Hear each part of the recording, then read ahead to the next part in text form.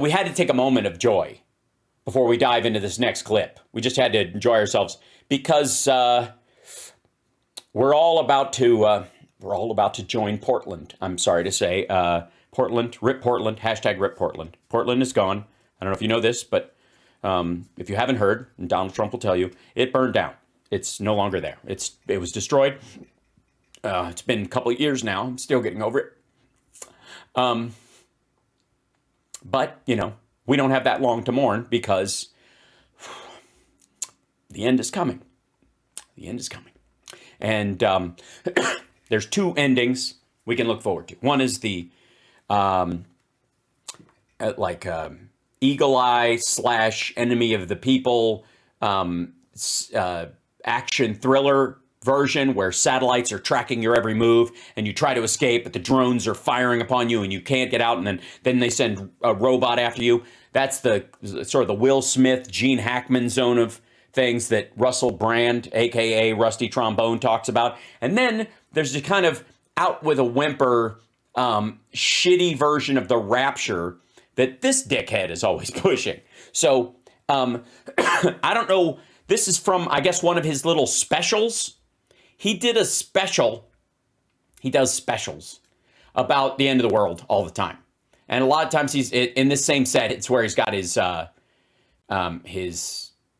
fucking chalkboards and all that shit. Now, this is called "The Normalization of These Movements Prove We're Facing Evil." So strap in. Now, I'd like to remind you that going into this clip, I'm sure he'll be covering, you know, trans identity and that kind of stuff, because that's one of their big freakouts. And I'd like to remind you to not get offended and take this asshole seriously. Do not, on the behalf of trans people or anyone else, take offense at what he is saying, because that is taking it seriously. The way you handle people like this is you never take them seriously, because they are basically inserious people. So understand, whatever he's clamoring about could be anything he's clamoring about, because he doesn't actually give a fuck. All right, here we go. This is we are facing evil, so as to say evil. He must be surrounded in all 4 areas by evil. Hold on one second. I gotta do something first. Let's see. Will this do? It's hard to even say. No. Hold on. There we go. So here we got it. Okay, here we go. Let's get started. Evil. Things have changed, and so many people have just gone. All right, look, I know I've had a tickle cough for a while, but this motherfucker, his sinuses must... does he just like stuff a dead cat in his nose every day? Along with it, gone over the cliff with the rest of society. There shouldn't be any question at all whether children should be medically altered to give them an appearance of another gender. Okay, that's not what the medical altering of children is about. Most of it's puberty blockers. Sometimes it's male hormones, or it's testosterone or estrogen, usually after puberty at 18. My personal belief is that children should be allowed to visually transition as best they can, but not do anything biochemical or surgical until they turn 18. Not because trans people aren't real and don't know early on, but because there are so few trans people in our world, but there are a lot of people that adults would victimize as children, that setting that standard protects everyone. And as long as we're accepting of trans people and knowing that up until this point, after they've gone through puberty and they're fully adult, they can start doing this, as long as we as a society are helping them, you know, and supporting them, then they don't have to chemically transition or have surgery. That's my own feeling about it. People can differ, but I think that's one of the ways you handle it. That said, he's against adults doing it. So let's be abundantly clear. Just a few short years ago, We didn't believe that teenagers should be able to have augmentation, maybe breast reduction, but not breast. So we did. We Glenn Beck is for minors having breast reduction surgery because they're, I guess, uncomfortable, which would be the exact same reason they would have top surgery if they were trans, because they're uncomfortable. It's just a physical discomfort versus a mental discomfort, I guess, or a genetic discomfort, depending on how you look at it. Enhancement. They shouldn't be messing with. Yeah, so I agree. I think fake boobs for teenagers, anyone under 18, is a mistake. You happy now? With their faces. We used to talk about that. Now? Yeah, no, we did not. First of all, no, we didn't. As a matter of fact, part of the reason we got where we are is because we never talked about trans rights. We never talked about the reality of trans people over the course of their lives. Say what you will about people like Blair White, who's a conservative, and she's a trans woman, and is very open about her opinions about that. But she knew when she was 5. She transitioned when she was older. She's against people under the age of 18 medically or physically transitioning using surgery. And she has conversations about this online all the time. This is, I mean, as a conservative or even as a liberal who was trans, and if you're online, you're going to end up having this as the primary conversation. You know why? Because it was never had before. If we talked about this before, then Bruce Jenner never would have existed in our minds, because he would have transitioned when he was young and never won the triathlon or whatever. Never won the Olympics. No discussion. And everybody seems to think that it's okay. By the way, I don't know if you've noticed, but there's been a lot of discussion about this. Well, I don't, and you don't. And if you do, you're wrong. No two ways to look at it. You're wrong. Well, I think I've stated pretty clearly where I am. So, yeah, the decathlon. Thank you. I don't know. Now, let me show you how far this has gone. I show you this map of the country, the United States. You see those 3 states down there? Mm-hmm. Those are the only 3 states that don't allow gender procedures on children. Why don't you scoot that camera over there, fucko? Because that looks like it says best practices. 47 states. You motherfucker. Did you guys see that? Did you see that? Back up. When he showed... state does not ban best practice medical care for transgender youth. That's what that says. Now, best practice does not mean automatically that you're going to chemically transition someone or surgically transition someone. It's best practice. Most of the time, best practice isn't that. A lot of times it's puberty blockers so that they can delay the onset of puberty while they're seeing if this transition is for them. There's a secondary aspect of that, is that most, and this is the fear amongst what would be called the TERF crowd or even gay men, that, like LGB groups, that this is an erasure of gay children because the general topic around trans has become sort of fashionable, and people who perceive themselves as male or female separate from their physical gender because of their attractiveness to other people are actually gay or lesbian, and that they're worried that this will put that off. And that usually sets in when you're going through puberty, when your sexual proclivities really launch, as any person who's ever been a teenage boy and still is kind of will tell you. Only 3 states ban best practices. So those are the 3 states that do worst practices? That don't allow gender procedures on children. 47 states and 5 territories in Washington, D.C. promote, quote, gender-affirming care for minors. Sorry. And by the way, gender affirming care is there's a lot of new language around this stuff that comes and goes in waves. Gender affirming care, watch for it, that gender affirming care will be the conversion therapy phrase in 2 years. That if you got a trans child or a child that believes they are trans, and there are both, just like there's black people and there's Rachel Dolezal,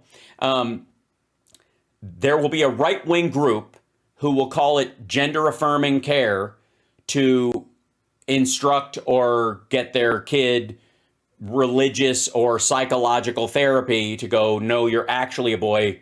You're born a boy. This is how you're a boy. That's gender-affirming care. You watch for that to happen. I'm just telling you outright. And secondly,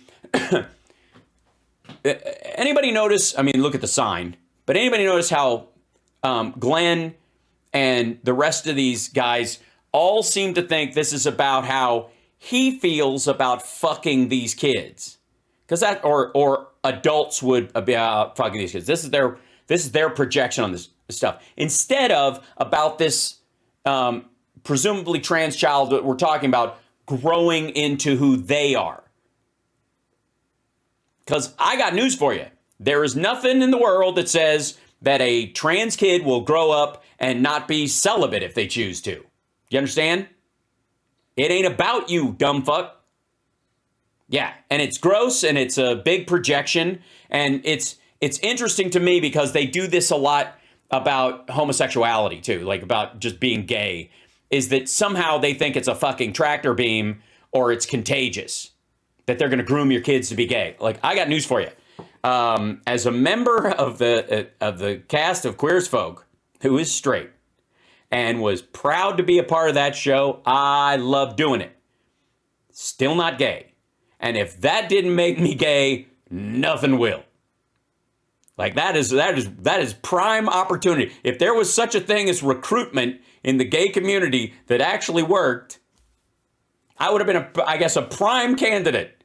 I was supportive and loving and a good person and cared about gay rights and all this stuff. I'm just not attracted to men sexually. It's just not my thing.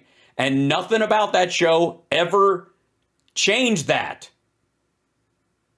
So, so the idea that, that's one of the reasons why I think conversion therapy itself is absurd and silly and ridiculous. Because if that didn't coax me that way, you're not going to coax somebody going back the other direction. Like, fuck off. We are a nation that has gone evil. Fuck you. We are not a nation that has gone evil. And by the way, this is the thing that he thinks it's gone evil, because 0.005% of the fucking public who realizes they have gender dysphoria may have options. That's all this is. That's all this is. Now, sometimes will you have parents that overreach and drag this further than it would go naturally? Yeah. But more often than not, you're going to have the exact opposite. As a matter of fact, the counterbalance in this situation is parents that deny and abuse on the other side of this, never letting them be themselves. So you're like, talk about a solution in search of a problem. Have gone dark. Our primary existence is all about protecting children. Right. And there are those on my side of the aisle, and even some, and this will shock you, considering you looked at the number of states, on your side of the aisle, that believes that is protecting children, specifically trans children.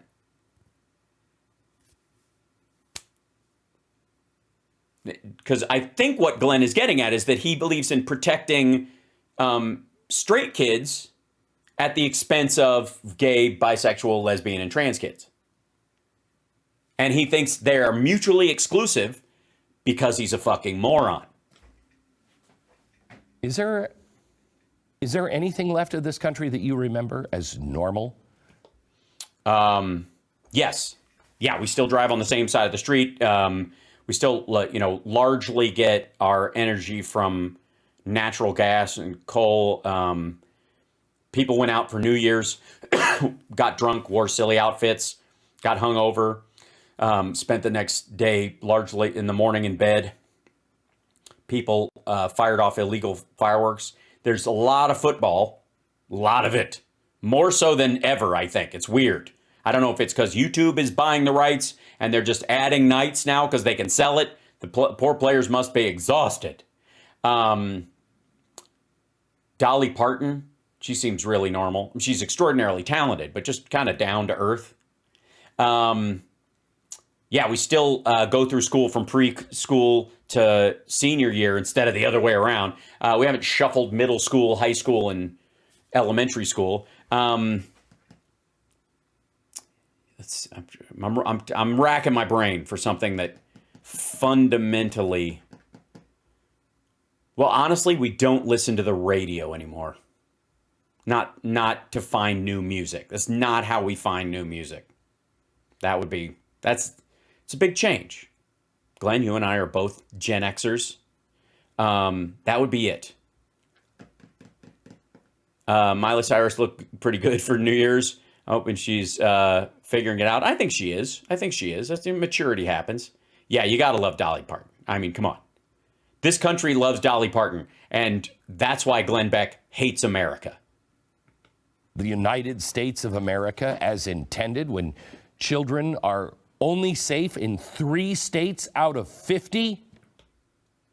No, actually. In those 3 states, according to the graph that you showed us, those are the only 3 states where they don't use best practices.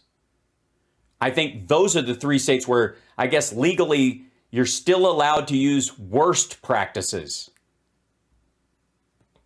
There shouldn't be a debate on this. There shouldn't be any questions about whether kids should be seeing sexually explicit material in schools. Yeah, I don't think they should be seeing sexually explicit materials in schools, except I guess technically when we had sex ed. I mean, it wasn't pornographic, but it was explicit. It was descriptive. But you gotta say, like, this, I don't know when the last time he saw his dick was, but it freaks him out every time he sees it. Probably has to use a hand mirror, but to each their own. I'm not here to yuck anybody's yum. We definitely shouldn't be discussing whether to take toddlers to drag shows. I don't. Yeah. And by the way, toddlers are the least of your worries. It's middle schoolers that you don't take to drag. Toddlers don't know where the fuck they are. They think that person is Mickey Mouse.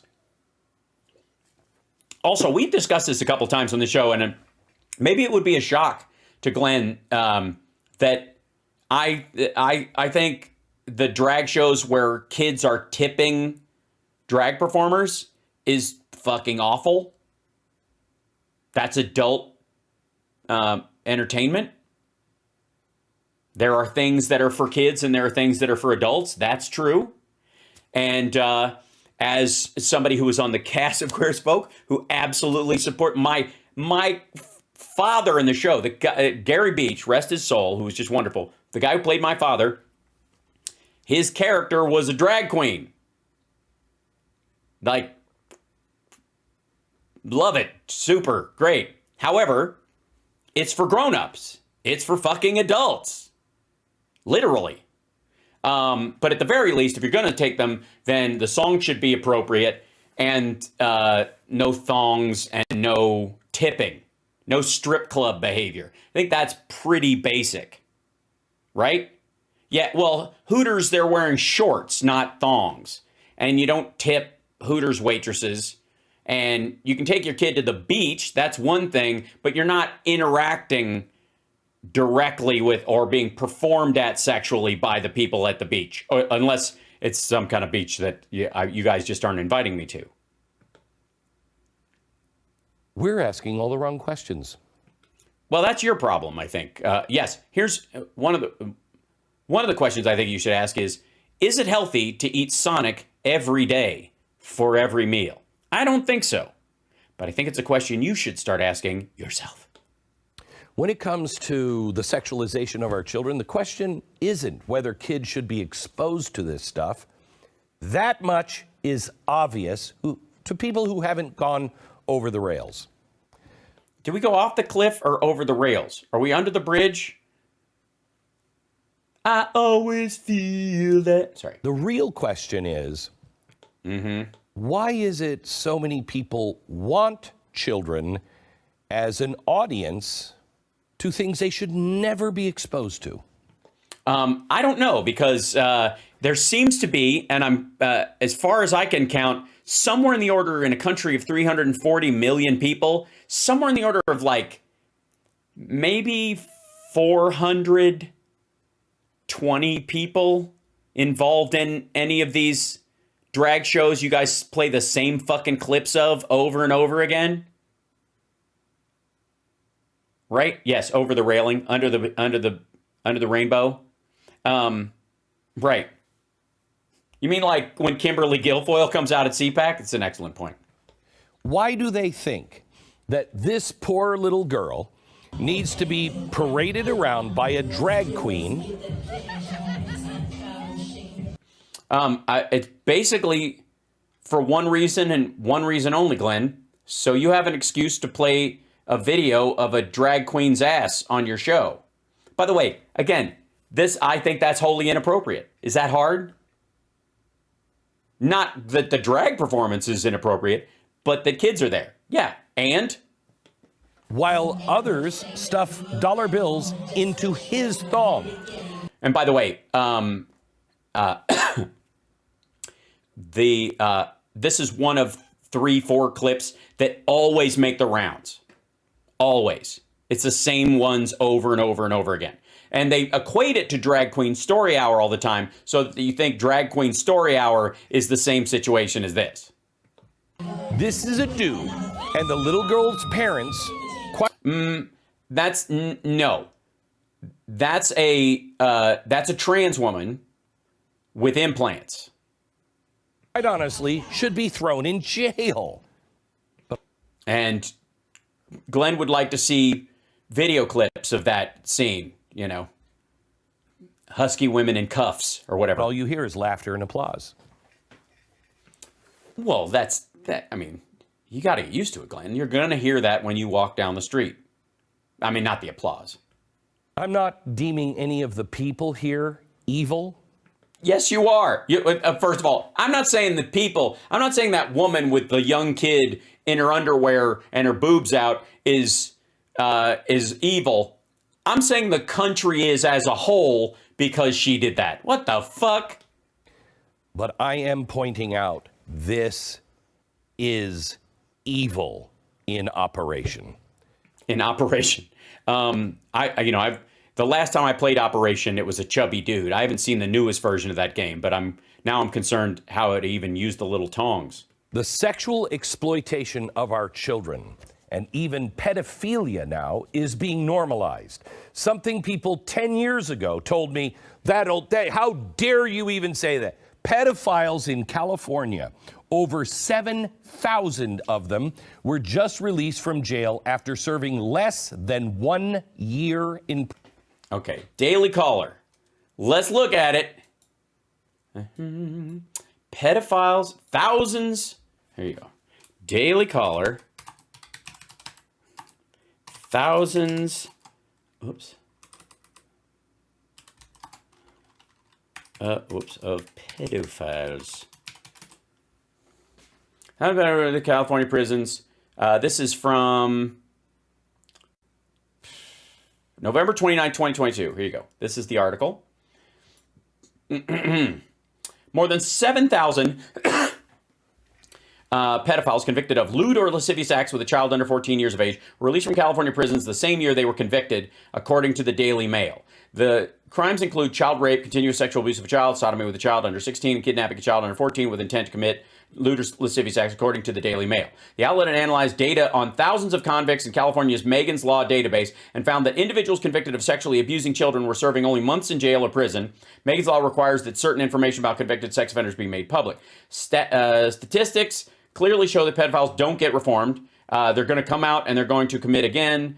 Samuel Dordulian, the former sex crimes prosecutor, said, letting these people out early, we're allowing for a lot more victimization, and that's terrifying. More than 7,000, this is the clear, okay. More than 7,000 sex offenders were convicted, but were let out of prison the same year.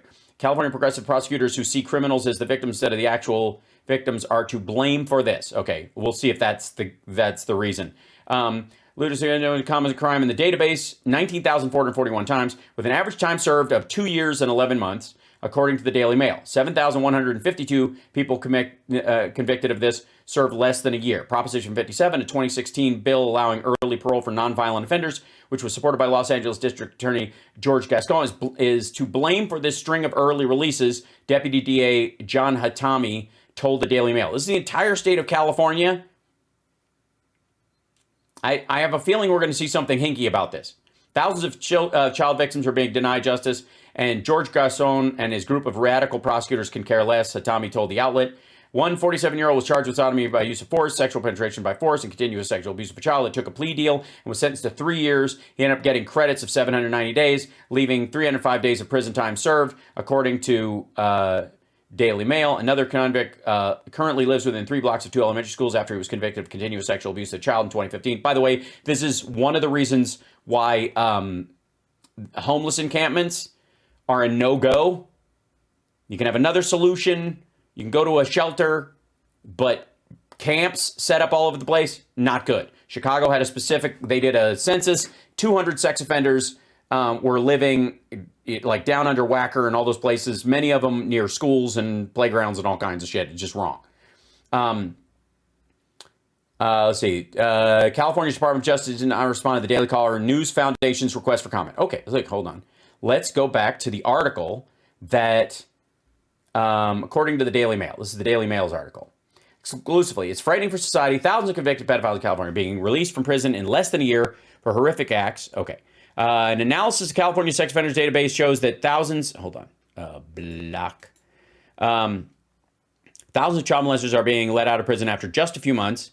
Reveals that more than 7,000 sex offenders were convicted of lewd or lascivious acts. Okay, those 7,000 pedophiles were released the same year they were convicted. Others were committed some of the worst sex acts, including sodomy and rape of a child, served similar short sentences. Current and former Los Angeles sex crime prosecutors tell Daily Mail that the figures are terrifying and shameful. Well, if the country is for it and current and former LA sex crime prosecutors are against it, and Deputy DA John Hatami blames Proposition 57, a 2016 bill allowing early parole for nonviolent felons, which was supported by his boss, LA DA George Gascon, which largely, by the way, was about nonviolent drug offenders. And here's the weird part. Did they not specify that forcible or even like, I would argue, here's what I would argue. Sex crimes against children are violence. It sounds to me like they didn't button down the language in this law very well, and they were attempting to free people, nonviolent drug offenders, right? Which is the ongoing, like the rallying cry for no cash bail and all that kind of stuff. Because of the number of people who have nonviolent drug offenses on their rap sheet when they go to jail or added to their sentence.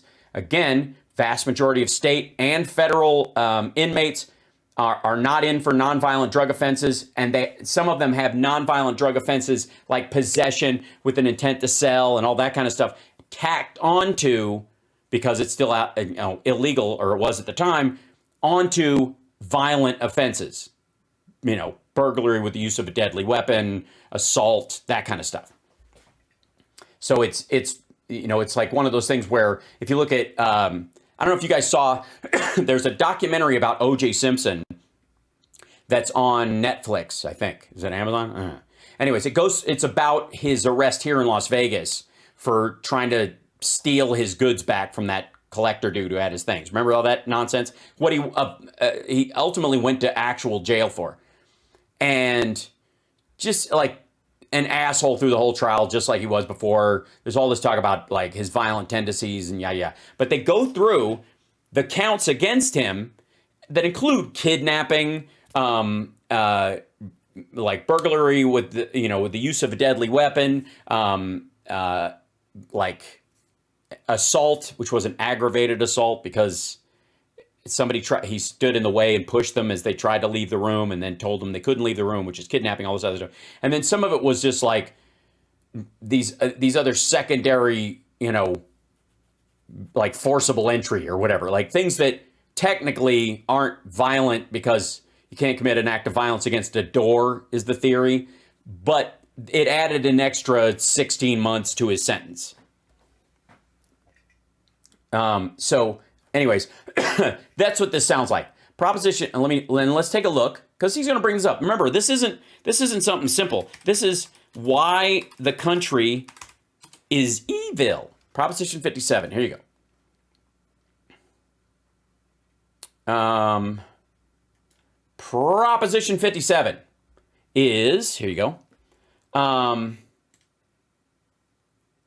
The California Department of Corrections and Rehabilitation is committed to incentivizing incarcerated people to participate in rehabilitative programs and positive activities and to commit sustained good behavior. In November 2016, California voters overwhelmingly passed Proposition 57, the Public Safety and Rehabilitation Act of 2016. Under Proposition 57, CDCR has incentivized incarcerated people to take responsibility for their own rehabilitation by providing credit earning opportunities for sustained good behavior, as well as in-person program and activities participation.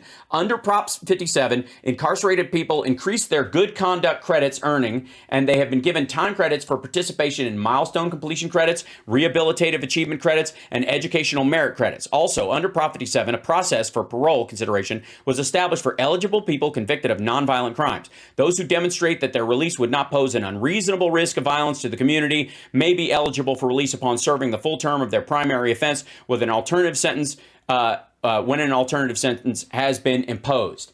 Updates. Effective May 1st, 2021,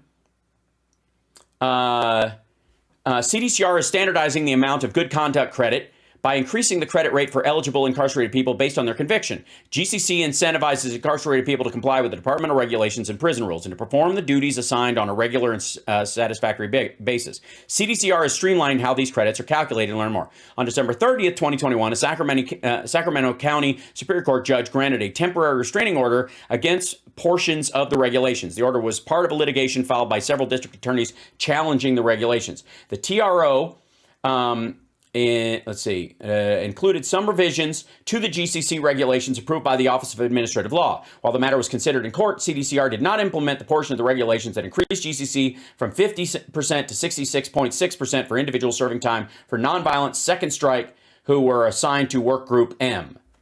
A narrow thread there. On January 20th, 2022, the court denied plaintiffs' request for preliminary injunction, meaning CDCR will implement those portions of the regulations affecting nonviolent second strikers assigned to Work Group M. About 1,500 incarcerated people in Work Group M earned 66.6% of general credits to be applied retroactively to the regulations dates. Okay, types of credits. GCC is awarded to eligible individuals who comply with the rules within a prison and perform their duties as assigned on a regular basis. Increasing the amount of GCC provides a compelling reason for individuals to positively program, as GCC may be forfeited due to disciplinary action. GCC is determined in part by which working group an incarcerated person is in. Here it is. These are the work groups. This is how it works. Okay. Full-time work, educational training assignment, or full or partially disabled but otherwise eligible. If they're an A1, they get 50% of their time served with their credits. And if they're violent criminals, they get 33% of that time off. That seems consistent all the way down to Work Group F for the violent ones. A2 is willing to program, but on waiting list for an assignment or unassigned waiting adverse transfer. Half-time assignments, being disciplined for refusing to work or failing the program gets 0 time off. Non-disciplinary segregation, 50-33. In segregation units for serious disciplinary issues, you get 0 time for that. Minimum custody, otherwise eligible, minimum custody, 66.3. Full-time, 66K. MC milestone completion credits. Retail, like, I don't know. Let's see if there's a definition. Good conduct credit, frequently asked questions. Proposition 57, frequently asked questions. Determinedly sentenced nonviolent parole process. Indeterminately sentenced third striker nonviolent parole process, frequently asked questions. Inmate, locator, expansion fac, and Office of Victim and Survivor Rights and Services. That's down there. If they go, they can speak out against the parole and all that kind of stuff. Okay, by the way, On top of this, I would like to present this actually as evidence against the folks that say that California specifically uses slave labor from their prison population. That's not true. Workers do unpaid work or minimum paid work. For the work that they do, they get time back. And I got news for you, kids. If your work could lead your, add time to your life or time to your freedom, it's more valuable technically than just the cash for whatever you would spend it on.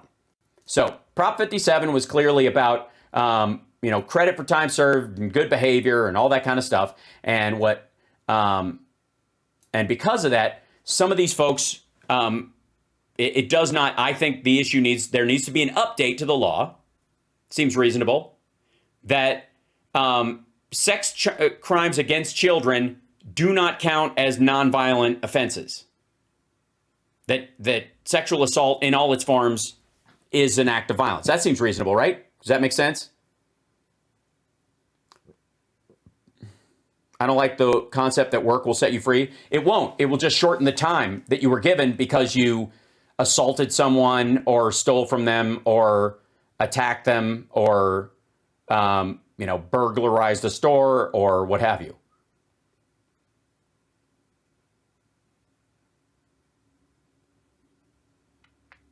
You can do your time too. Sitting on your ass will set you free in this case. Nothing says you don't have to lift a finger. You can sit there. If you get 3 years, you can sit there and do your 3 years. Or you can go, fuck, I got to get my life together. If I can join the fire crew, I could be a fireman when I get out and I'll have a decent job and a skill and I'll be of value to the community and all that kind of stuff. That makes sense to me. But I would just argue that sex crimes against children are not nonviolent offenses. And that that's a matter of like statutory law that they have to deal with. Because nobody's for this. Nobody. That's just fucking stupid. Everybody who voted for Prop 57 was voting for, people who lost their way, who want to get their life back on track and rejoin their family and all that kind of stuff.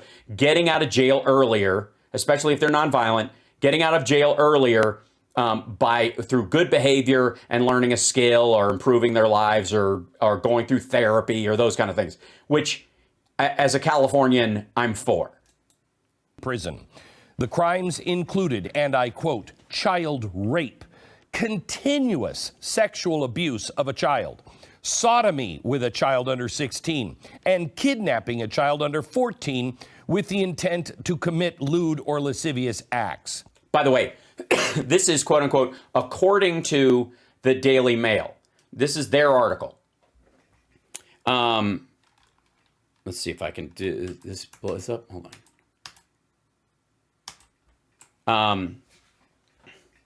This is according to their paper right here. Pedophiles are getting less than an analysis of a California database of sex offenders show thousands of child molesters are being let out after just a few months despite sentencing guidelines. Current and former sex crime prosecutors say that's terrifying. And let's see, open link in new tab. California latest news. Oh, that's their own paper. Oh, they reference their own shit. All right. It just goes to California. More than 7 offender profile. Year convicted 2013, year of last release. Lewd or lascivious acts of child under 14 years of age. This dude, dude is 6'2", 240 pounds. Thousands of videos let out after just a few months. Noah Thomas Holt from Watsonville in Santa Cruz was convicted in 2013. Child pornography possession and indecent exposure. He was released within a year of his conviction. Statistics clearly show that pedophiles don't get reformed. Agreed. Again, I think this is just a button up on the law, and then people are taking advantage of it. His Los Angeles court records say he was charged in 2014, pled no contest to a crime in 2015, but was sentenced to just 2 days in an LA County jail, which was an offender in database in Reseda. Was convicted of continuous abuse of a child, sexual abuse of a child in 2015. He now lives 1 block from Royal Montessori School Daycare and 3 blocks from Reseda, according to Megan's Law database. Thomas Holt from Watsonville. Yeah, that's, and by the way, according to the database, Does he live in a house, or is he homeless and he's right near there? Because that's the other aspect. Because a lot of these guys have hard times finding places to live, and jail would be a better place for them, for all of us. You kidnap my kid and you're raping my kid? This is the worst nightmare of every parent. The worst nightmare should... Yeah, and again, no one is for this. This is clearly either defense attorneys or lax DAs in some of these areas because they know the person or whatever, like slowly like leaking these guys back out on the street. But as a general rule, your average Californian isn't fucking for this. So the idea that the country, much less the state of California, is fucking evil is asinine. Should be of every kid, the worst crimes that can be committed. And they didn't serve a full year? When did pedophiles go from the worst of the worst to sexualizing children? Okay, by the way, he's relating these two as if there is a linkage. This is an act of cruelty, by the way, what he's doing here. So he wants you to think that the drag queen dance clip that he showed is Drag Queen Story Hour and is part and parcel to them easing these folks back into the public because they want more of this, that there's some sort of like Illuminati or cabal that's putting them out on the street. That just understand this whole clip, to back up and take a look at what he's doing here. And he does this anyways. He takes things that are like not connected and goes, they must be connected. That's his fucking gig. Is being mainstreamed. And it is being mainstreamed. No, it isn't. Because we are not standing up. You live in Utah, dipshit. Secondly, people passed a law to try and get nonviolent offenders out. And however it was drafted, it somehow did not include child sex crimes as an act of violence. Or the statutes in California must recognize that that's what that is. So change it. Again, the road to hell is paved with good intentions. Obviously, Prop 57 was meant to have good intentions. The wiggle room in this shit and the manipulative nature. By the way, John Wayne Gacy, this is the fucking same story with that dude. If you want a lesson learned, Gacy went to jail for sexually assaulting a teenage boy for 2 years, was the king of the prison, just friendly to everybody, social, all this stuff, got out, and then years later, lots of dead people in his crawl space. But at that time, you know, we weren't talking about like just the assumption was you don't talk about gay, and gay always contains this kind of like mythological aspect of NAMBLA Greek mythology, which is horseshit. Where is your and my church? Yeah, I don't know what the fuck's wrong with your church. Yeah, mine would be on the side, and granted, I run it in my own head, but mine would be on the side of nonviolent offenders getting a second chance and a skill while they're in prison, so that they can, because they're going to eventually enter society again, they should have it. You know, they should be able to hit the ground running as a functioning member of society. Yours doesn't give a fuck. It has. Right. His is probably abusing children. Right. Good point. Affected every aspect of our society. You see it now all over the place. No, I really don't. Broadway now has a play called No, off Broadway. Off Broadway. Every experimental fucking play that happens is not the responsibility of Cats the musical, dumbass. State. It focuses on a group of men convicted of child sex crimes. I can guarantee you I could write a play about Jesus and it would never, ever see the light of day on Broadway. But that one's not on Broadway. It's off Broadway. It's not on Broadway. It's quite frankly, it's just a theater in Manhattan or New York someplace. That's how it works. Is And also, Jesus Christ Superstar? Anybody? That was actually on Broadway.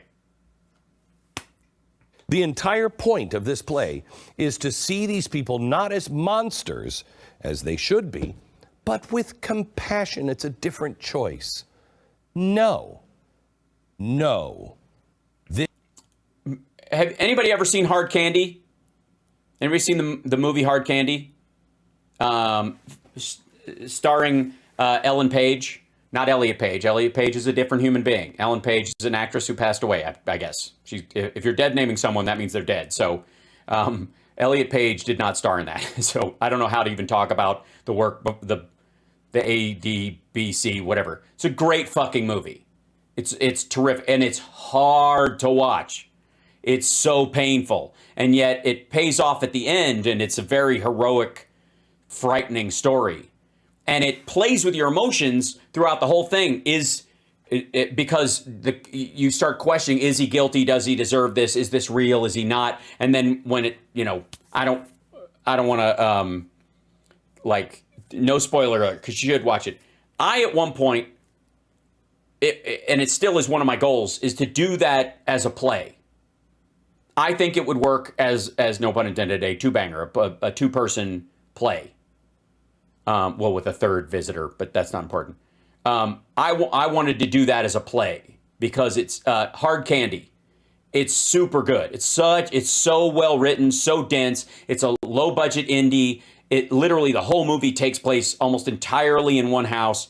It's about this guy, this pedophile, a groomer, who talks to this girl online, invites her to coffee, tries to bring her back, and shows her his photographs. And he likes to photograph people, and you can tell it's going in a very bad direction. And it's a vengeance story because she's the hero, and it won't spoil it for anybody, but that he tries to ply her with alcohol, and she doses his drink, and he wakes up tied to a chair. And it's torture porn to some degree, but it's sort of a bait and switch. So it's definitely palatable. That was one of the things I wanted to do that as a play, because I just thought it was it was a great because it's less about he's obviously guilty and awful, but it's more about your reaction to him and how believable you think he or she is, because she might just be crazy. She might just have made this up in her head, and she's seeing it through her perspective, because film can be that way. But it's really good. It's so good, and it's heart-wrenching and scary, and she's amazing in it. Yeah, a la Burning Bed, right? Yeah, definitely. I think it'd be a great black box theater play. I totally agree. And at one point, I had my people reaching out to do it, and the screenwriter director was like, "That sounds like a great idea. I want to write the play," and then he never got around to doing it, or whatever. Anyways, yes, true. Glenn does not give a shit about any of this, Kath. Let's be abundantly clear. But the story was not about making this guy sympathetic. It was about you realizing how you might be sympathetic to him and surprise yourself at certain points. Does that make sense? Those kind of movies, The Godfather, any kind of like anti-hero or villain story, at their best, when they work, it's not about the characters. It's showing you to you, showing your moral ambiguity to you, or even how your own civility can be used against you to give someone the room to do something awful. That our own civilized nature can teach us to look the other way. Not Jim Jordan level. It's an easy Freudian slip. But yeah, Taxi's close to that. It's fascinating though, because it shows you to you. That's what those stories are about. And people always get those fucked up. They're like people think The Godfather's about Michael Corleone. It's not. It's about you. It's about how hard or how easy you think it would be. Elliot Page was always Elliot Page. You shouldn't dead name people. I don't think Elliot references the previous work. And they've gone back and changed, I think, it on Inception, perhaps, but not on the other work. So, and again, if Elliot Page did that, then Elliot Page stole a role from a female or a girl. Like, it's so weird at that point. I'm like, no lack of respect for Elliot and the work that he will clearly do in his life. Good for him. Totally cool. Yes, The Shield, Breaking Bad. Breaking Bad is not about either of those guys. It's about you. It's about what you would be okay with. What's your line? That's what those are always about. Yes, Glenn defends Foley and Sandusky. Great example.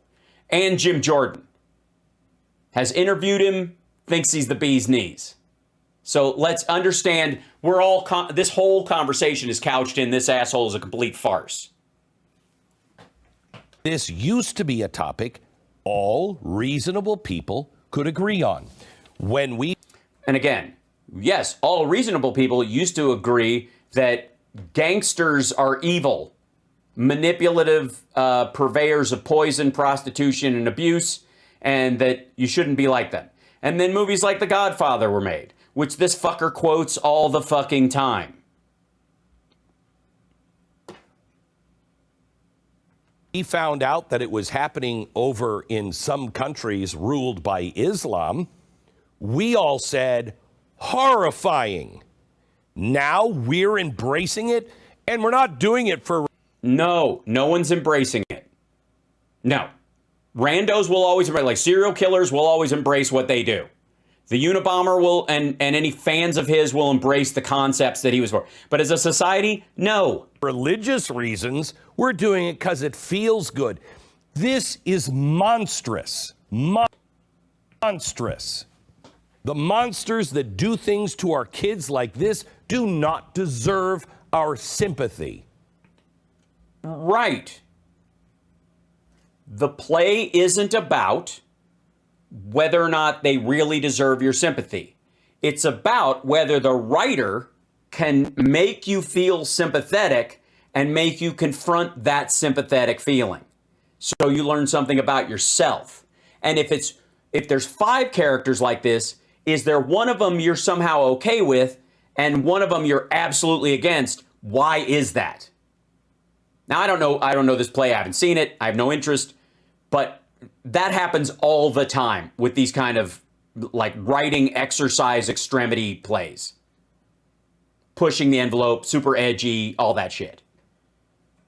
And yet, Glenn thinks it's about, and maybe that's his reaction. Maybe he's afraid to sit through it because of the feelings it'll invoke. Quite honestly, I could make a pretty compelling case they deserve the electric chair. And while I will have compassion for them, no, you do not cross this line. Why would you have compassion for them if you are going to give them the electric chair? He's basically turned into Ted Knight in Caddyshack. I've sentenced boys your age to the chair. Didn't want to do it. Felt I owed it to them. What's this? I'm not kidding. He's literally... We're watching like the unfunny version of a Caddyshack character. Play ever allowed to be made. How is it at this very minute, sitting on Broadway, the show... Off Broadway. Off Broadway. What was happening? I don't know. How was it, Glenn? Did you give it 2 thumbs up? Well, this is where the culture has shifted. No, it hasn't.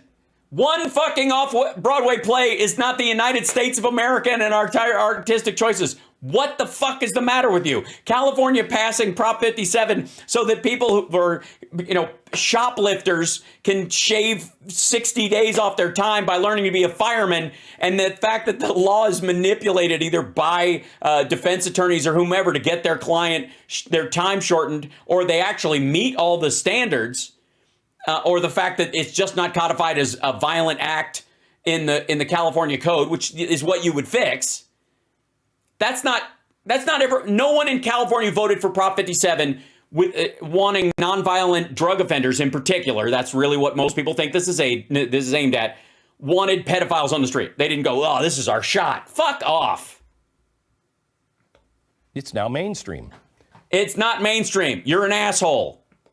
And if we tolerate, I am telling you, in a very short period of time, it will be embraced. And by who? You and Stu? Listen to the message we're hearing here. You have to understand, being trans, gay, being a pedophile, they're all just so delicious. It doesn't matter whether you're naturally that way or whatever. If you're just around it, it just takes you over. Okay, easy, Glenn, easy. And quite honestly, not to just pile on hyperbole, I actually believe this. Right, but you're a simpleton, so and you're the worst kind of simpleton. You're a simpleton who needs to fill time. If we allow this to continue to go, where is the line? Hi, asshole. Here's a good idea. Maybe suggest a modification in the classification of child sexual assault in California to a violent crime instead of a nonviolent crime. I bet you that would pass. I bet it would pass by a bigger number than 57 passed by. What do you think? What do you think? Chat room, what do you think? What do you think the odds are that if you put up a thing that we would like to modify the law that child sexual assault is currently not classified as a violent crime. We want it classified as a violent crime and sentencing guidelines to fit accordingly. Do you think it would pass? Of course it would fucking pass. And it would pass at a higher level. More people would be for that law than were for Prop 57.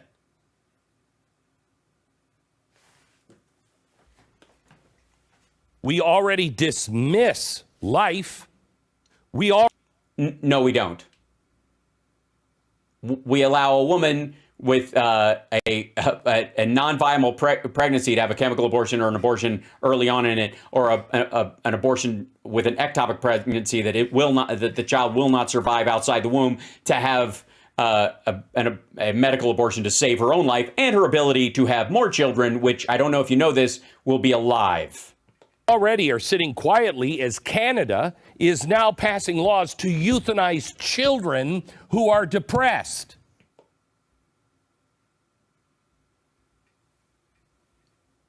And here I thought Canadians were so nice. And do they just not like the music of The Cure or Morrissey, or is it I'm just sick of hearing that music coming from his room, Edna? Yeah. No. Hold on.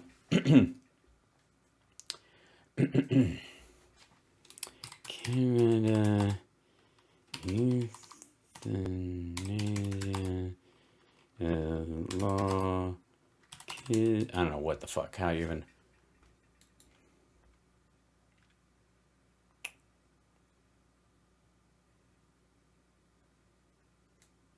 Now, okay. This will surprise fucking no one. Medically assisted suicide is available for adults in Canada, not children. The claim, Canada lets children be euthanized just for being depressed. Gee, what kind of an asshole would say that when it's an outright lie? Where's his church? Canada is now one of 7 countries where euthanasia, when doctors use drugs to intentionally kill patients, is legal. Since the law allowing it was passed in 2016, more than 31,000 people have ended their lives by requesting a medically assisted death. In 2021, the average age of people who received medically assisted death was about 76 years old. But they were young at heart. Except for the fact that their heart was had tumors all over it and they were in pain every second of every day. Some social media users, though, and assholes like Glenn Beck, are claiming that the law gives children the choice to end their lives. In Canada, children can now be euthanized just for being depressed, reads a December 2nd Facebook post that apparently fucking Glenn Beck was reading aloud. A similar claim was made on Instagram that was liked more than 100 times before it was deleted. Well, hold my beer, Instagram, because here comes Glenn Beck. But the claim is false. Medically assisted suicide in Canada is only available to those 18 years or older. According to the Canadian government's website, a committee tasked with a study of range issues at the law, including whether to expand it to, quote, mature minors, has yet to make a recommendation to lawmakers. That's probably what he's talking about. Reached out to social media who shared the post for comment. They said, no immediate plans to change the age restrictions for medically assisted death. Canadian government has no immediate plans to alter the minimum age requirement to access medical assistance in dying, but will consider the advice of the committee as it relates to mature minors. Maurice Duret, a spokesperson for Health Canada, told USA Today.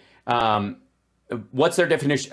Here's what they'll say. Their definition of a mature minor is a 16-year-old with a hole in their back the size of a football where their spine is exposed, that has no control over their bodily functions except to feel pain and can't breathe with that unassisted.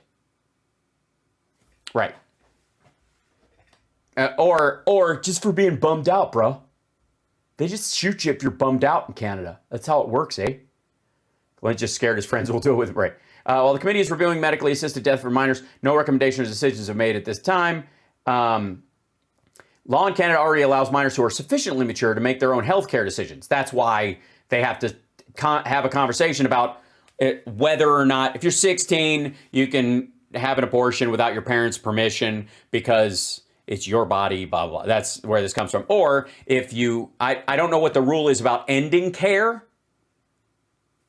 but if you're a kid living on the street at 16 and you get injured and you have to make a decision about whether your foot is amputated or not, you could make that decision without them having to find your drug-addicted parents who beat the shit out of you, never liked you in the first place, who won't sign off on your gangrenous foot being removed from your body.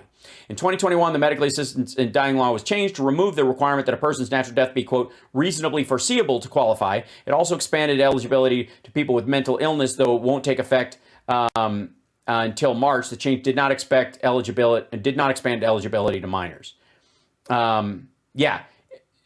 The problem that this thing was right here on the reasonably foreseeable could be one of those things where, Jim, you're going to live another 7 or 8 years, but you will be bleeding constantly from both eyes. Paraphrase of a Carlin bit. So no, in Canada, and wait, let's look at how he phrased it again. Life. We already are sitting quietly as Canada is now passing laws to euthanize children who are depressed. Yeah. Did you hear that? We're just sitting here. Why are we not all in Mississauga or Barrie or Quebec screaming, blocking the road with trucks to protest something that isn't actually happening? This happens, where is the line? You think you're going to have any power to say no to this? Yes, I do, actually. As a matter of fact, I'm going to make some calls, Glenn. And I understand you'll probably think that what I will attempt is big government, but we'll see. You will be liquidated. What? Hold on. You're going to have any power to say no to this? You will be liquidated. I would be liquidated in a society that is gone this evil. What? Wait a minute. Liquidated? The fuck?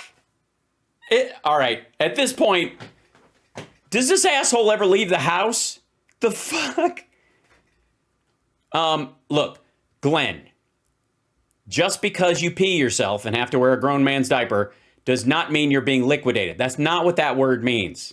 And just because you like to be peed on, that's not what liquidation means. It sounds like the clinical term for it, but it isn't. I want to show you this from the Washington Post. Quote, oh dear. Downstate is a play about pedophiles. It's also brilliant.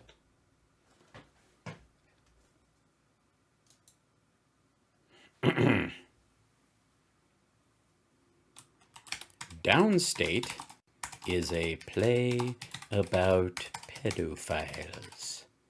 It's also brilliant. Washington Post article. Now, he's highlighting the title.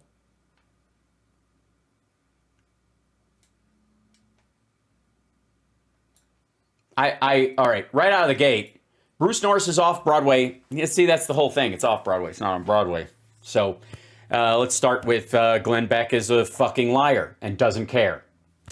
Work, even though it's right below what he's actually showing you. I'm just going to say that, like, the play exists, but it's not on Broadway. It literally says off Broadway below it. Okay.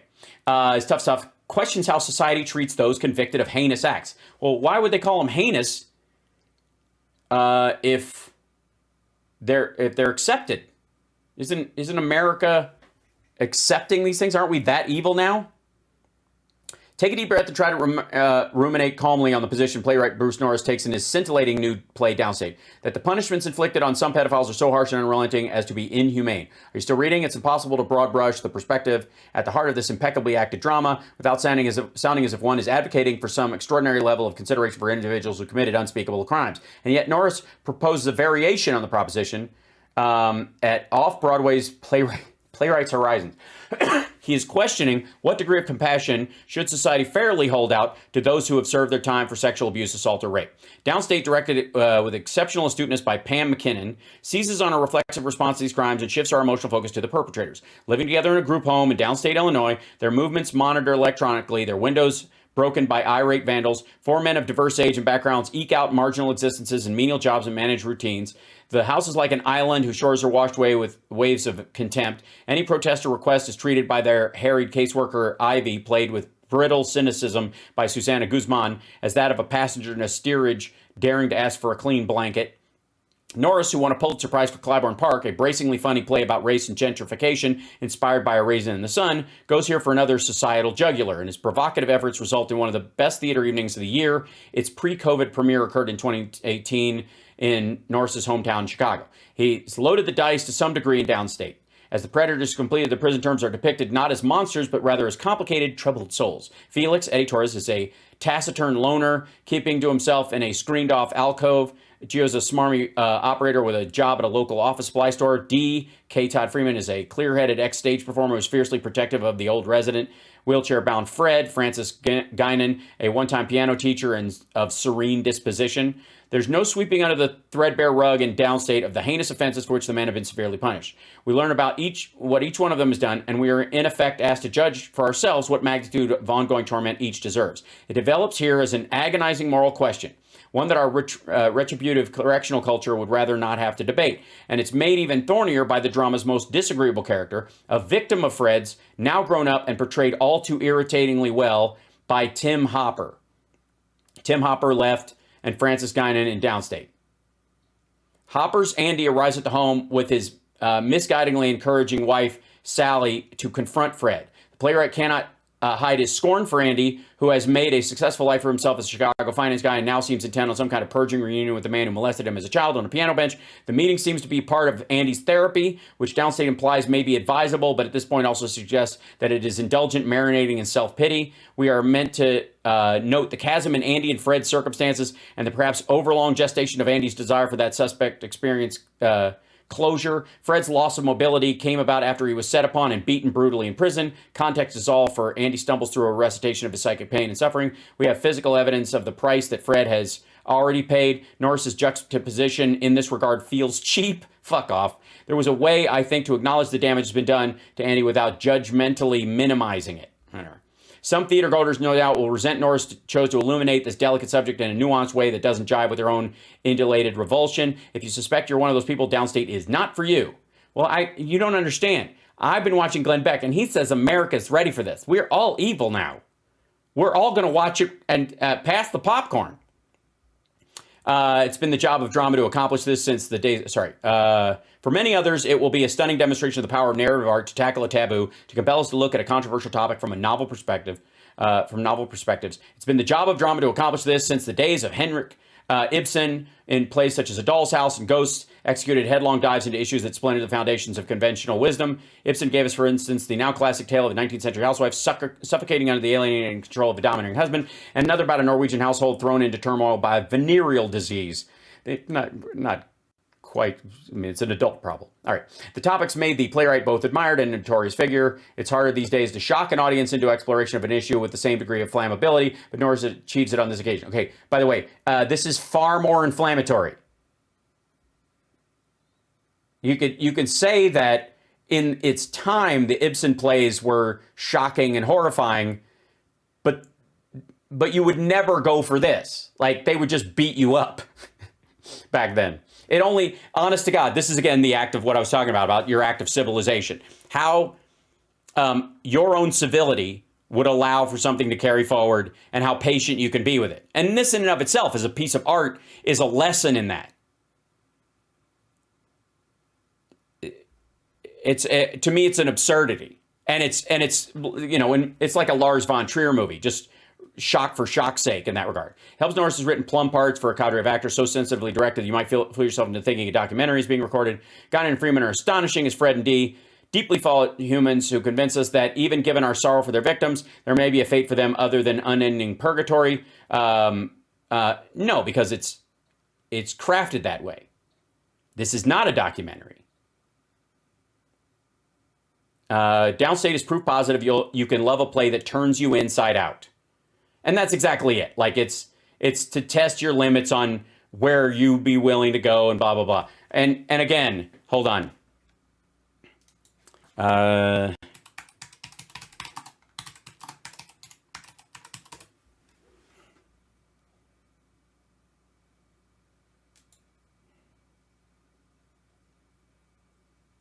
Here's the Times' review of it. In scathing Downstate, sympathy for the devils.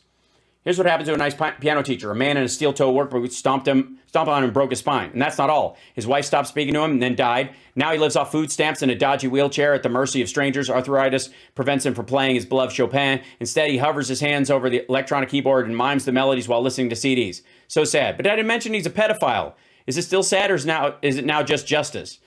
Decades before the action of Downstate, a great squirmy moral thrill ride of a play by Bruce Norris, Frederick Jerome Nyberg admitted in court to sexual activity with two of his piano students, Andy 12 and Tommy even younger. After many years in prison, then rehab, Fred now lives in a group home, occasionally pelted with rocks or shot at by locals who are unhappy to have men like him in the neighborhood. It's a dreary, grimy, decorated with inspirational posters urging greatness and perseverance. Like everything else in the play, the jargon of uplift is quickly dismantled by Mr. Norris's unrelenting and often painfully hilarious cynicism. The cant of victimology, no less than the obtuseness of sexual victimizers, is subjected to live dissection. Again, off-Broadway, experimental, shock theater meant to draw eyeballs. Really? Yes, really. Well, I'm disgusted. Yeah, but that's how you live, Glenn. You're always disgusted. I'd love for the author of both this play and the author of the Washington Post article to come on this program and make the case to not just me, but how about some of the victims of the thousands of pedophiles that were just released in California? By the way, they weren't just released. Over the years since Prop 57 passed, nonviolent offenders have been able to gain work release through good behavior and credits for time served and all that kind of shit. Gavin Newsom didn't decide that July 4th was the day and just let them all the fuck out. For again, quote, child rape, continuous sexual abuse of a child. By the way, is Glenn going to do anything about this? No, he's not. Sodomy with a child under 16 and kidnapping a child under 14 with the intent to commit lewd and lascivious acts. Tell their families that their children's rape. Also, by the way,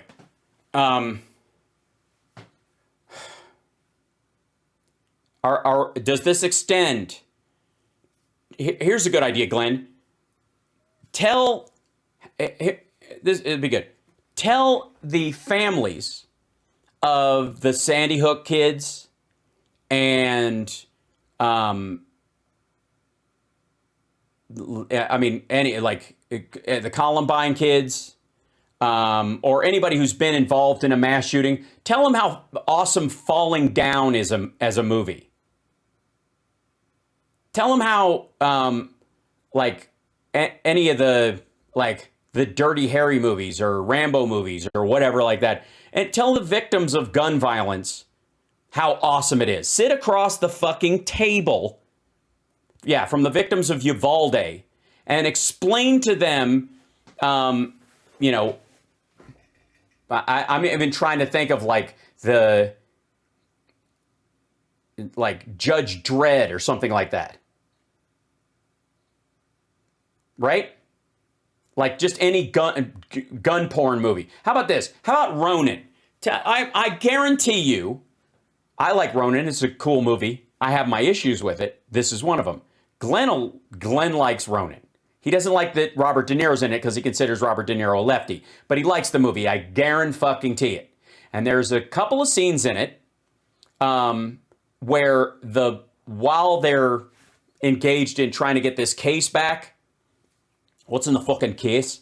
That they're shooting from one car to another, and they're driving down the street, and people just buying fruit have their backs blown to pieces.